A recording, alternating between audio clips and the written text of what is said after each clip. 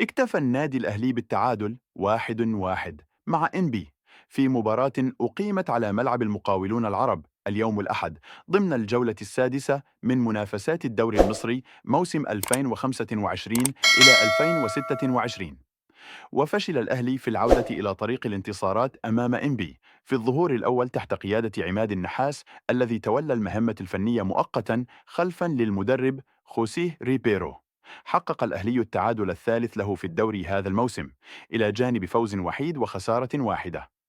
وقد تقدم الأهلي بهدف سجله محمود حسن تريزيجيه برأسية في الدقيقة 34 قبل أن تستقبل شباك محمد الشناوي هدفا من ركلة جزاء نفذها أحمد العجوز في الدقيقة 56.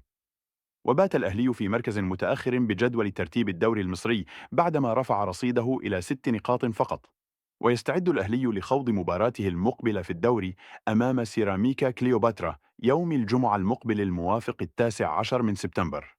وفي سياق آخر يواصل النادي الأهلي مساعيه للتعاقد مع مدير فني أجنبي جديد في الوقت الذي يتوقع فيه استمرار عماد النحاس في منصبه حتى فترة التوقف الدولي المقبلة في أكتوبر.